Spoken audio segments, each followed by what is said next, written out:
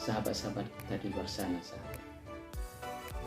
Nah, seandainya orang kaya bisa menjadi sombong, apakah orang miskin tidak bisa jadi sombong, sahabat?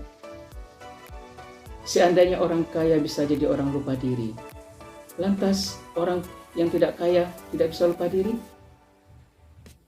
Nah, jika seandainya orang kaya bisa menjadi orang tidak bahagia, lantas apakah dengan hidup kekurangan juga bisa menjadi orang bahagia? Seandainya orang kaya akan diminta pertanggungjawaban di akhirat nanti, sahabat, lantas apakah orang miskin lepas pertanggungjawabannya di akhirat nanti, sahabat? Nah, begitu juga, sahabat.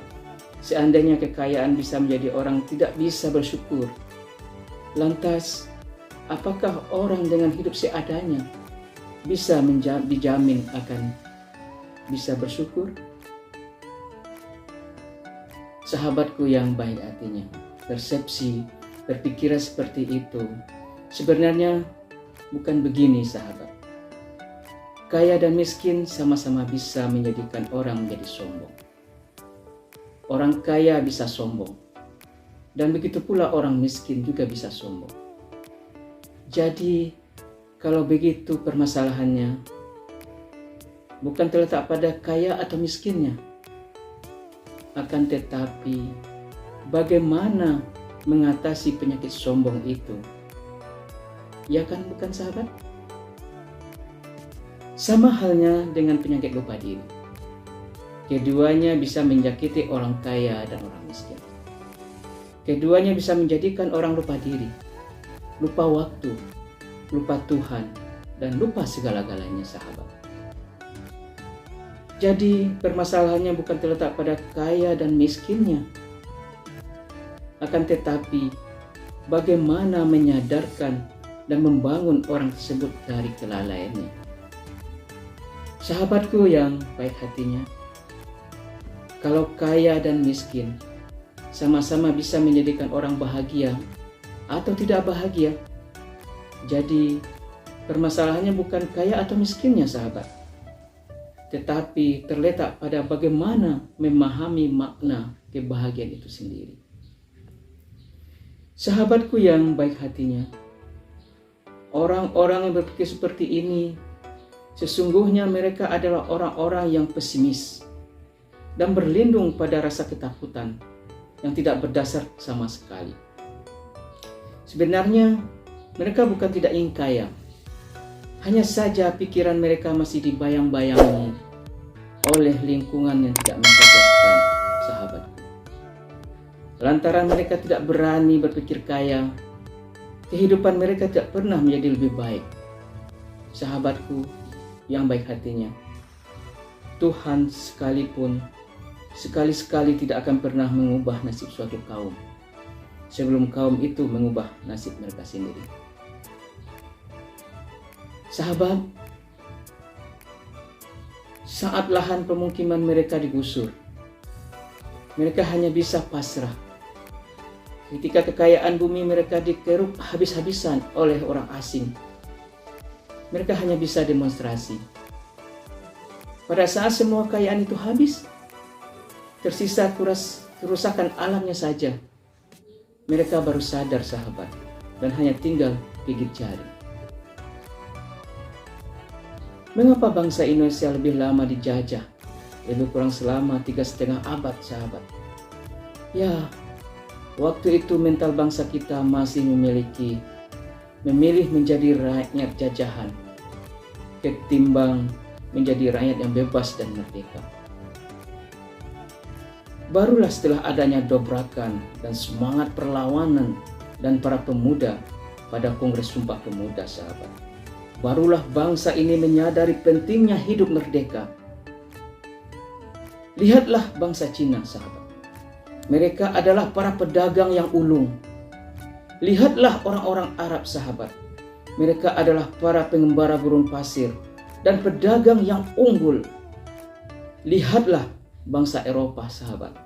Mereka adalah penjelajah, penemu-penemu hebat. Lihatlah kemajuan negara-negara mereka. Dengan sumber daya alam Indonesia yang maha kaya ini ternyata tidak mampu mensejahterakan rakyatnya? Ya, karena kita tak pernah mau berpikir untuk menjadi kaya, sahabat. Sehingga kita tidak pernah menyadari bahwa ternyata kita memiliki kekayaan yang berlimpah, sahabat. Lantaran kita tak pernah berpikir kaya, kita tidak tahu bagaimana cara mendapatkan, bagaimana cara memanfaatkan kekayaan tersebut, dan lebih senang dikelola oleh orang-orang asing. Mengapa kita masih terasa sulit untuk memakai kekayaan? Ya, karena kita masih belum berani berpikir untuk menjadi kaya, sahabat. Sehingga ide-ide kreatif belum muncul dan belum dilejitkan. Disadari atau tidak, sahabat, mindset kita lebih banyak dibentuk oleh lingkungan yang cara berpikir orang-orang yang belum kaya.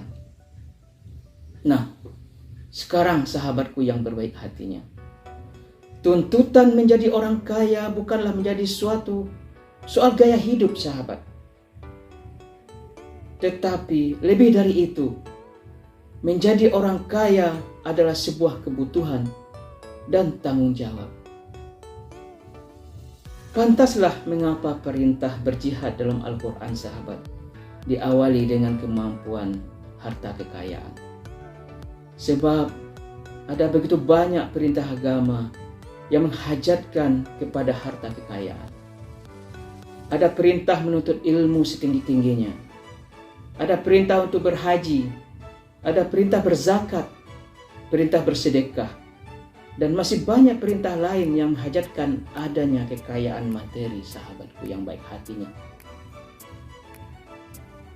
Sahabat, untuk itu, soal keberanian berpikir menyangkut mentalitas, sahabat. Orang-orang yang mentalnya kaya tidak akan pernah meminta dan mengemis, kendati pun dia tidak memiliki apa-apa, sahabat. Mental orang kaya adalah selalu memberi selama ia masih ada. Mental orang kaya adalah selalu memberi selama ia masih bisa. Mental orang kaya selalu bersemangat untuk meningkatkan kemampuan dirinya. Dia akan selalu berpikir inovatif, berpikir kreatif, sahabatku. Jadi, jika saat ini kita masih belum kaya secara finansial, maka mindset pertama yang harus kita bangun adalah kita harus kaya ide, kaya ilmu pengetahuan, kaya wawasan, kaya amal ibadah, kaya kreativitas, dan masih banyak lagi kekayaan-kekayaan yang harus kita miliki. Yakinlah, sahabat, jika kita memiliki semua kekayaan itu, kekayaan finansial hanya menunggu waktu saja. Insya Allah, sahabatku yang baik hatinya. Jadi, para sahabatku, setelah kita berpikir kaya, maka kekayaan itu merupakan sebuah kebutuhan semua orang. Nah, sahabatku yang baik hatinya, kekayaan itu sekarang bukan adalah soal tentang gaya hidup, tetapi kekayaan adalah sebuah kebutuhan dan tanggung jawab. Dengan harta kekayaan, kita bisa akan banyak mampu berjihad di jalan Allah, ya sahabat. Karena banyak perintah agama yang mensyaratkan akan kekayaan materi, sahabat. Misalnya yang saya sampaikan tadi, menuntut ilmu setinggi-tingginya butuh biaya. Pergi berhaji ke Mekah butuh biaya. Bersedekah butuh dana. Sungguh, dan banyak lagi, sahabat, ibadah-ibadah yang diperintahkan oleh Allah, Tuhan yang Maha Kuasa, diperintahkan oleh syariat agama kita, sangat menyangkut persoalan materi.